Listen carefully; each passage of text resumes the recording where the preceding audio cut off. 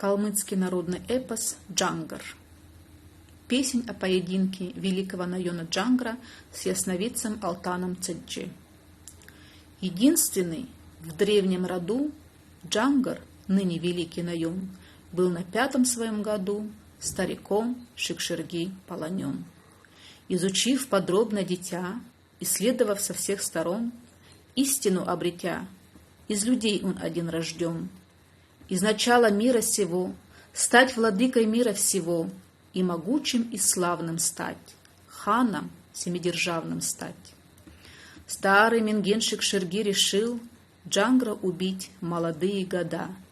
5-летний Хонгар тогда, юный сын Менген Шикширги, Джангару на помощь поспешил, и, припав к ногам Шикширги, Хонгар счастье изведал тогда, смерти подвергнул, не дал тогда душу великого Джангара Багдо.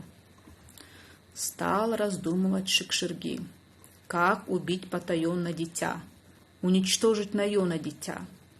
И так решил Шикширги наконец, может погибнуть этот юнец, если угонит красивый табун, 40-тысячный сивый табун ясновидца Алтана Цеджи.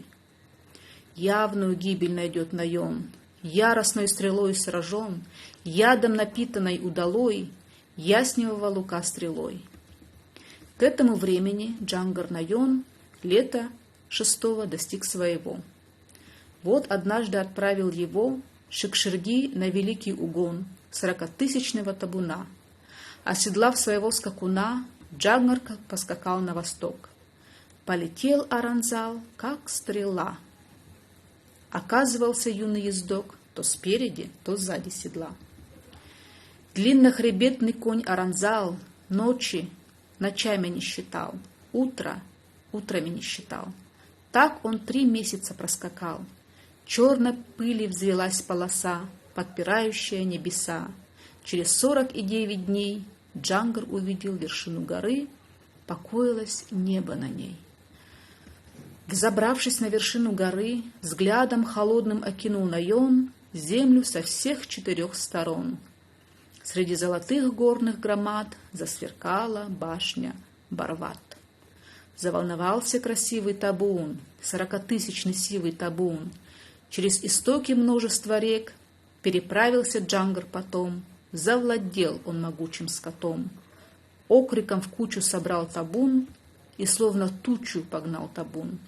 Буреподобные в густой пыли буйные кони скакали вдали. Будто по ветру завидовали, будто пугаясь комков земли, что по дороге раскидывали, будто брезгуя прахом земным.